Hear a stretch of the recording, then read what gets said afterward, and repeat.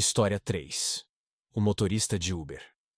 Roberto dirigia Uber há 3 anos, mas só recentemente havia começado a trabalhar exclusivamente durante a madrugada. O dinheiro era melhor, as ruas menos congestionadas, e ele podia evitar o trânsito infernal de São Paulo durante o dia. O que ele não esperava era descobrir que a cidade tinha uma face completamente diferente após a meia-noite.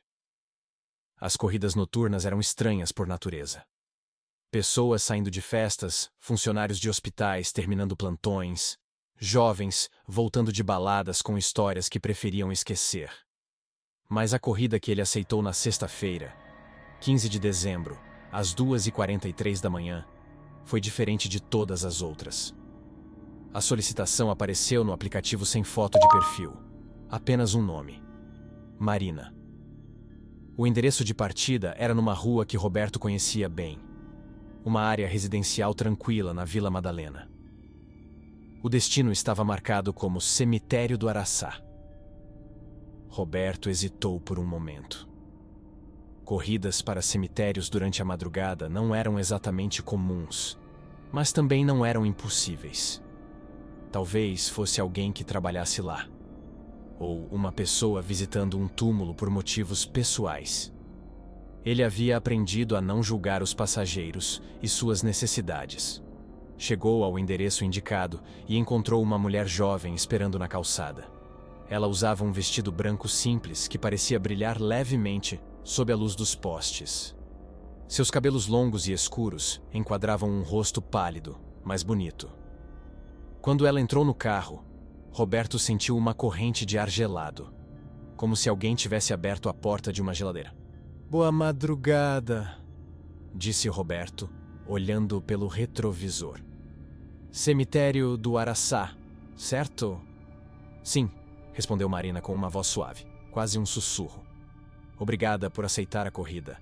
Sei que é um destino incomum." Roberto deu de ombros e ligou o carro. Cada um tem suas necessidades. Não julgo. Durante o trajeto, Roberto tentou puxar conversa, como costumava fazer com os passageiros. "Trabalha no cemitério?" "De certa forma", murmurou Marina, olhando pela janela. "Você poderia dizer que é minha casa." Roberto achou a resposta estranha, mas não insistiu. Às vezes, os passageiros da madrugada eram pessoas com problemas pessoais que preferiam não compartilhar. Conforme se aproximavam do destino, Roberto notou algo perturbador. A temperatura dentro do carro havia caído drasticamente. Ele podia ver sua própria respiração formando pequenas nuvens de vapor, como se estivesse dirigindo numa câmara frigorífica. "Está com frio?" perguntou, estendendo a mão para ligar o aquecedor. "Sempre tenho frio", respondeu Marina com uma tristeza profunda na voz. "Faz muito tempo que não sinto calor." Roberto olhou novamente pelo retrovisor e seu coração quase parou.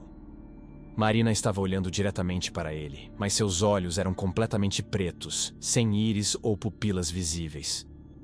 "Você está bem?" perguntou Roberto, tentando manter a voz calma enquanto seu coração martelava contra as costelas. "Estou indo para casa", disse Marina, ignorando a pergunta. "Faz tanto tempo que não vou para casa." Roberto percebeu que suas mãos estavam tremendo no volante. Havia algo fundamentalmente errado com aquela situação, mas ele estava preso no trânsito lento da madrugada, sem possibilidade de parar o carro com segurança. "Marina, posso perguntar, por que está indo ao cemitério a essa hora?" "Porque é onde eu deveria estar", respondeu ela. Sua voz agora carregada de uma melancolia que cortou o coração de Roberto como uma lâmina gelada.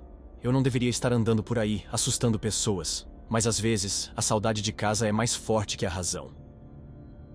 Roberto sentiu o carro ficar ainda mais frio.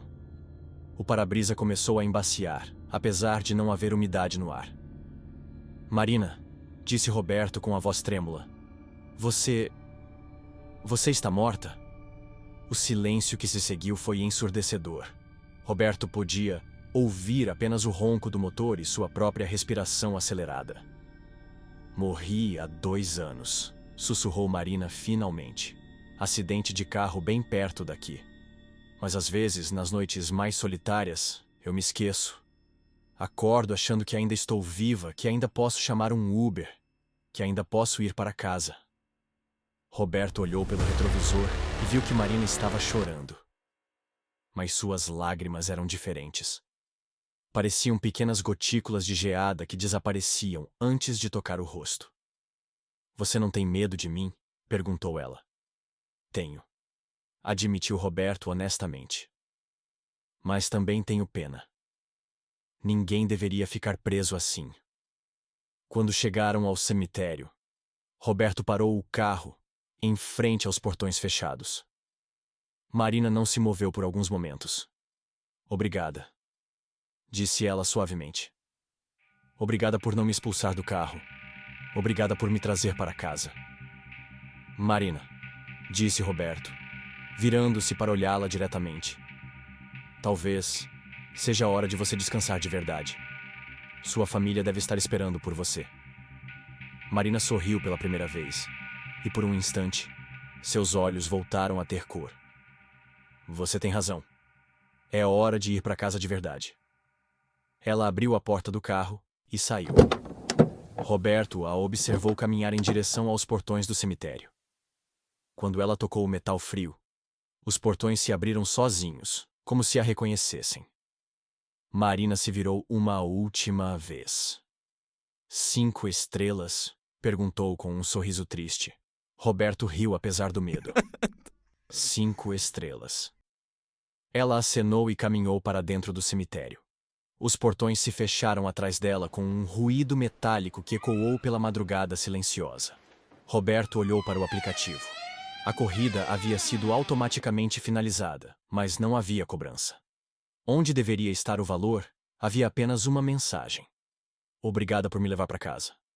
Ele nunca mais recebeu uma corrida com destino ao cemitério do Araçá. Mas às vezes, nas madrugadas mais frias e solitárias de São Paulo, Roberto se pergunta quantas outras pessoas estão tentando ir para casa, sem saber que já chegaram há muito tempo. Essa história não aconteceu de verdade. Mas poderia ter acontecido com você.